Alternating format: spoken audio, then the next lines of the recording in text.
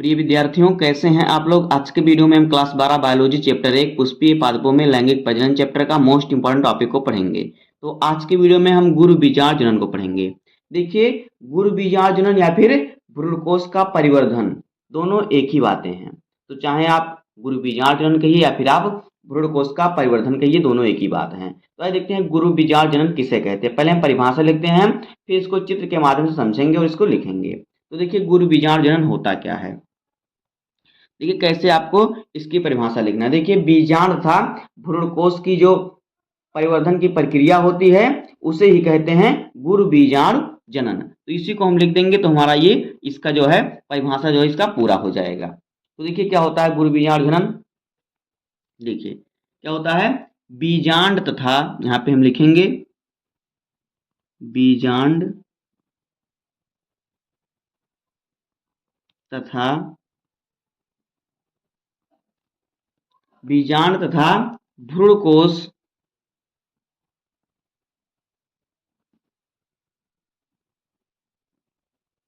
बीजांड तथा भ्रूणकोश की परिवर्धन की प्रक्रिया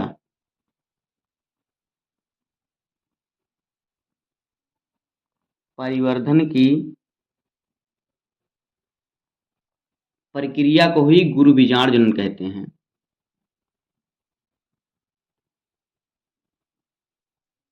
प्रक्रिया को ही क्या कहते हैं, गुरु बीजाणु जनन कहते हैं। गुरु बीजाणु जनन कहते हैं। ये होता है गुरु बीजाणु जनन की परिभाषा की बीजांड तथा भ्रूणकोश के परिवर्धन की जो प्रक्रिया होती है उसे ही कहते हैं गुरु बीजाणु जनन। देखिए इसका चित्र कैसे होता है, कैसे आप इसको चित्र के माध्यम से समझेंगे।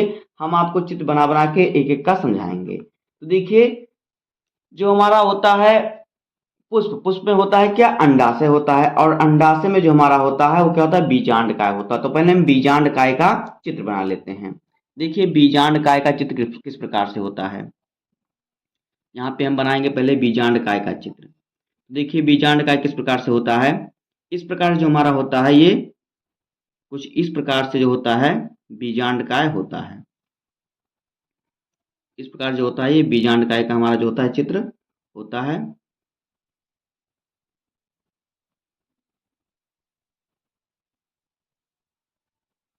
इस प्रकार से, इस प्रकार जो होता है बीजांडकाय का जो चित्र होता है। यहाँ पे जो होता है देखिए इसमें जो भरा होता है, इसमें एक तरल पदार्थ भरा होता है। इसमें क्या होता है, इसमें एक तरल पदार्थ भरा होता है। इसी को कहते हैं क्या, बीजांडकाय।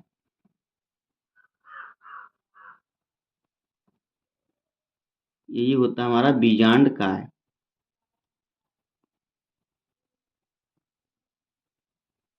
ये होता है क्या, ये होता है बीजांडकाय। क्या होता है, बीजांडकाय। तो इसको हम लिख देंगे बीजांडकाय। इसमें देखिए जो ये होता है ये मृदु ऊतक कोशिका होती है। क्या होती है, ये होती है मृदु ऊतक कोशिका। तो यहाँ पे लिख देते हैं क्या है, बीजांडकाय है। तो यहाँ पे इसका नाम लिख देंगे हम बीजांडकाय।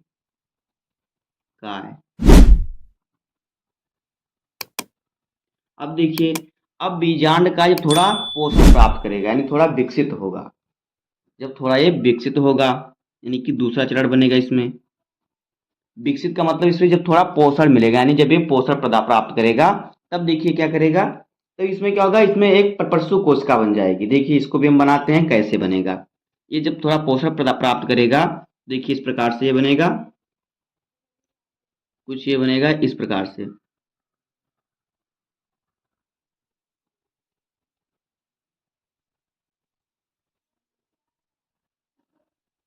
इस प्रकार से ये बनेगा यहाँ पे, इस प्रकार से कुछ ये बनेगा। फिर देखिए इसके अंदर हमारा जो है यहाँ पे भी हमारा मृदुतक कोशिकाएं इसमें भी रहेंगी।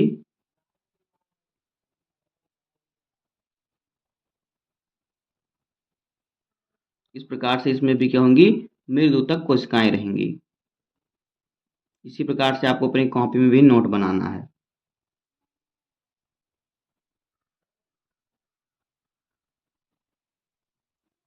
उसके अंदर क्या होगा, देखिए इसके अंदर एक बड़ी कोशिका कोशिका एक विकसित हो जाएगी, बड़ी कोशिका हो जाएगी। ये कोशिका क्या होगी, इसके अंदर एक क्या है, द्रव्य रहेगा। तो ये जो कोशिका है ये क्या है, ये प्रपरसु कोशिका है। क्या है, प्रपरसु कोशिका। इसका हम नाम लिख देते हैं। ये कौन सी कोशिका है, ये जो है ये है प्रपरसु कोशिका। ये इसमें जो है ये है प्रपरसु कोशिका। देखिए ये है प्रपरसु कोशिका।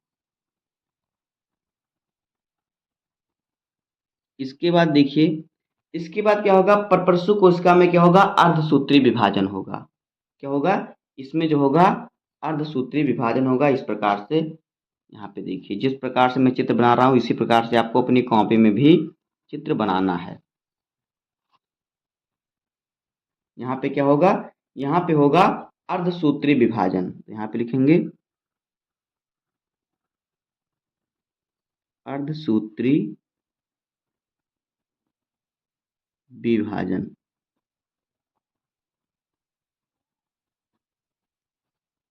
जब इसका अर्धसूत्री विभाजन होगा तो यहाँ पे क्या बनेगी, यहाँ पर दो कोशिकाएं बन जाएगी। पहले हम चित्र बना लेते हैं, फिर आपको बताते हैं कौन कौन सी कोशिकाएं बनेंगी।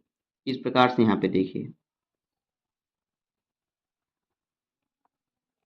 इसी प्रकार से आपको अपनी कॉपी में भी बनाना है चित्र, और बोर्ड एग्जाम में भी आपको इसी प्रकार से चित्र बनाकर लिखना है, तब आपको पूरे नंबर मिलेंगे। इस प्रकार से देखिए ये आपका हो जाएगा, और फिर यहाँ हमारा जो हो जाएगा ये कुछ इस प्रकार से इसका चित्र बनेगा। तो देखिए जब इसका अर्धसूत्री विभाजन हो जाएगा तो इसमें दो कोशिकाएं बन जाएंगी। क्या इसमें, इसमें दो कोशिकाएं बन जाएंगी। इस प्रकार से इसमें दो कोशिका बन जाएगी।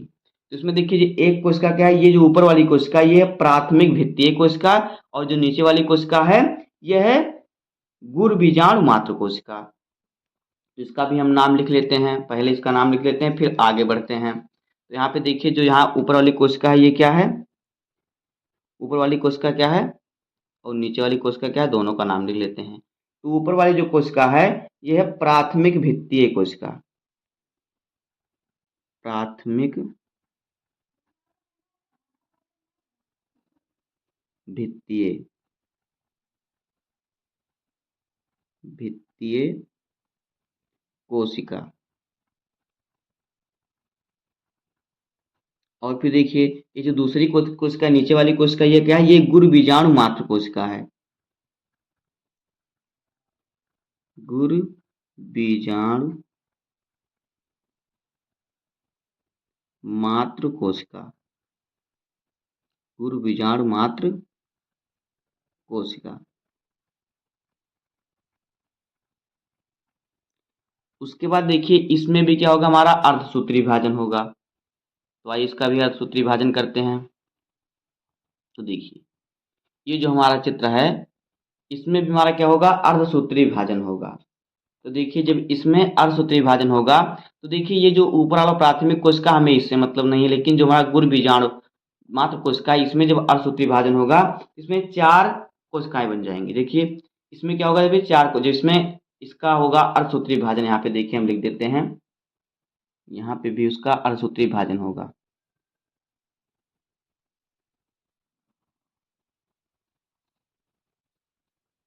क्या होगा, अर्धसूत्री विभाजन।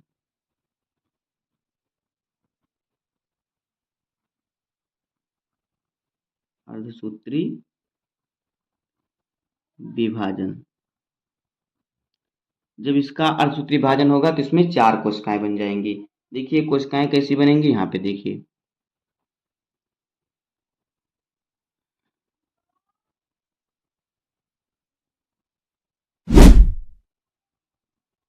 इस प्रकार से जो है ये कोशिकाएं बन जाएंगी।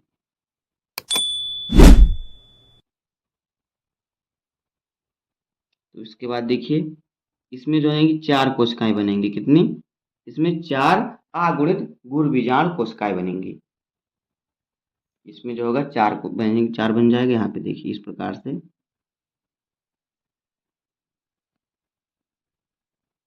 इस प्रकार से इसमें क्या बन गया हमारा, इसमें जो हमारा है क्या बन गया, देखिए इसका जब असूत्री विभाजन हुआ तो इसमें हमारा क्या बना, 4 आ गुणित गुण बीजाणु बना। क्या, 4 आ गुणित गुण बीजाणु कोशिकाएं बनी। तो यहाँ पे हम इसको लिख देंगे, ये क्या है, 4 आ गुणित गुण बीजाणु कोशिका है। तो इसको हम यहाँ पे लिख देते हैं, इसका नाम, ये जो कोशिका है क्या है, इसको हम यहाँ पे लिख देते हैं, इनका नाम लिख देंगे। तो ये क्या है, देखिए क्या है, ये हैं 4 आ गुणित 4 आ गुणित गुण बीजाणु कोशिका, गुण बीजाणु कोशिका।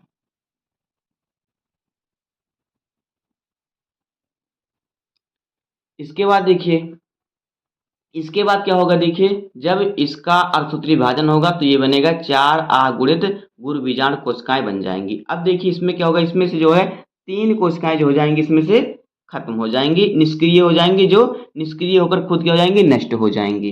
अब देखिए जब ये निष्क्रिय होकर नष्ट हो जाएंगी तब आगे देखिए हमारा क्या बनेगा, यहाँ पे देखिए, तब ये आगे क्या बनेगा, यहाँ पे देखिए, तब यहाँ पे आगे जो बनेगा हमारा, ये होगा गुण बीजाणु। यहाँ पे देखिए जब यहाँ पे ये क्या होगा, इसका 2n द्विगुणित होगा, अर्धसूत्री विभाजन द्वारा द्विगुणित होगा, तो इसमें 4 कोशिकाएं बनेंगी। उसके बाद 3 कोशिकाएं यहाँ से समाप्त हो जाएंगी, नहीं निष्क्रिय, नहीं बिना, जिनके जो काम के नहीं होंगे माने कि निष्क्रिय हो जाएंगे, वो कार्य नहीं करेंगे, वो खुद नष्ट हो जाएंगे। तो यहाँ पे हमारा जो बनेगा गुरु बीजाणु बनेगा। यहाँ पे देखिए 1 कोशिकाएं बचेंगी तो ये गुरु बीजाणु बनेगा। इस प्रकार से देखिए, ये पहले बना लेते हैं।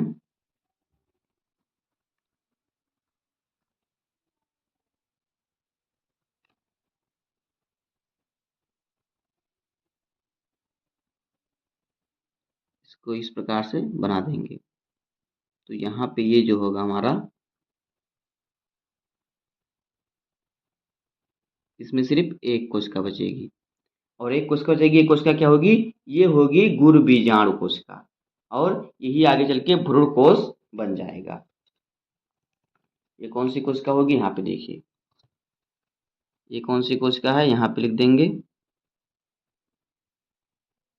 ये है गुरु बीजाणु कोशिका,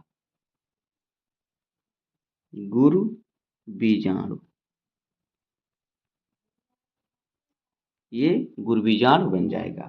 उसके बाद देखिए ये जो गुरु बीजाणु है, यही आगे चल के भ्रूणपोष बन जाएगा। क्या बन जाएगा, यहाँ पे देखिए, यही आगे चलकर क्या बनेगा, यहाँ पे देखिए लिख देते हैं नीचे थोड़ा, यही आगे चल के क्या भ्रूण कोश का निर्माण करेगा, यही आगे चल के भ्रूण कोश बन जाएगा। तो इस प्रकार से होता है गुरु बीजाणु जनन। गुरु बीजाणु जनन क्या होता है, हमने समझ लिया, उसका चित्र समझ लिया। अब आइए हम इसी चीजों को अगर हम लिख देंगे तो बस हमारा काम हो जाएगा। गुरु बीजाणु जनन क्या होता है, बीजाणु तथा भ्रूणकोश के परिवर्धन की प्रक्रिया को ही गुरु बीजाणु जनन कहते हैं। पहले हमारा बीजांडकाय होता है, बीजांडकाय थोड़ा पोषण प्राप्त करता है, तो इसमें एक कोशिका बड़ी हो जाती है जो प्रसु कोशिका होती है। अब इस कोशिका का जब असूत्री विभाजन होता है तो 2 कोशिकाएं बनती हैं, एक प्राथमिक भित्तीय कोशिका और इसमें एक गुरु बीजाणु मात्र कोशिका बनती है। अब जब इसका अर्धसूत्री विभाजन होता है, द्विगुणित होती हैं, तो 4 आगुणित कोशिकाएं बन जाती हैं, 4 आगुणित गुरु बीजाणु कोशिका बन जाती हैं, जिनमें से 3 कोशिकाएं नष्ट हो जाती हैं, एक कोशिका बचता है जो गुरु बीजाणु होता है, आगे चल के ही भ्रूणपोष बन जाता है। अब आइए इसको हम इसके बारे में लिख लेते हैं, जो हमने एक चित्र बनाया इसी चित्र के बारे में लिख देंगे तो हमारा ये जो है पूरा हो जाएगा। जो गुरु बीजाणु जनन है ये हमारा क्या हो जाएगा, पूरा हो जाएगा। तो इसी को हम आइए लिख देते हैं कि गुरु बीजाणु कोशिकाएं, हम पॉइंट डाल के लिखेंगे या फिर आप स्टार करके लिख सकते हैं। तो यहाँ पे हम लिखेंगे, यहाँ पे लिख देंगे कि गुरु बीजाणु मात्र कोशिका, गुरु बीजाणु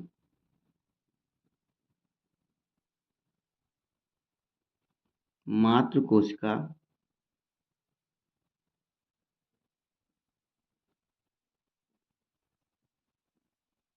गुरु बीजाणु मात्र कोशिका में क्या होता है, अर्धसूत्री विभाजन होता है। अर्धसूत्री विभाजन के द्वारा विभाजन होता है।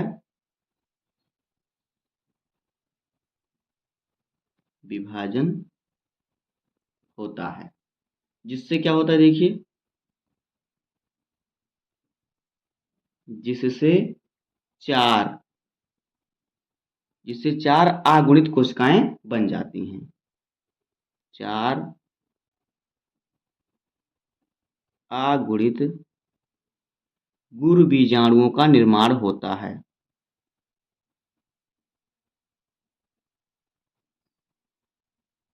गुरु बीजाणुओं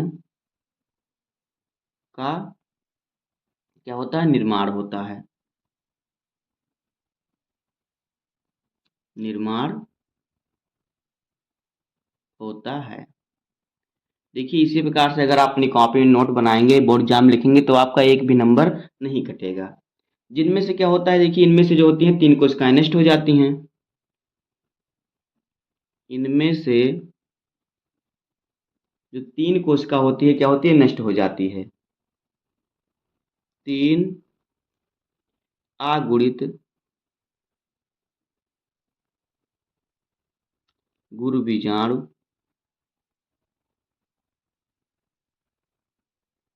इनमें से 3 अगुणित गुरु बीजाणु होता है, वो क्या होता है, जल्दी ही नष्ट हो जाता है, फिर निष्क्रिय होकर नष्ट हो जाता है। जल्दी ही नष्ट हो जाता है। नष्ट हो जाता है। उसके बाद क्या होता है, उसके बाद देखिए, इसमें एक गुरु बीजाणु जो होता है क्रियाशील रहता है, यानी एक ही जो होता है काम करता है, वही आगे चल के क्या होता है, भ्रूणकोश का निर्माण करता है। तो यहाँ पे लिखेंगे एक गुरु बीजाणु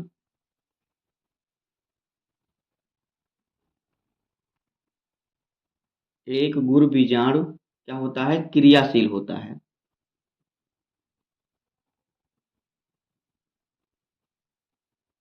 क्रियाशील होता है। एक गुरु बीजाणु जो होता है क्रियाशील होता है। क्रियाशील बीजाणु जो होता है, क्रियाशील बीजाणु ही क्या होता है, भ्रूणकोश या मादा युग्मोत्तक का क्या होता है, निर्माण करता है, परिवर्धित होता है। क्रियाशील बीजाणु ही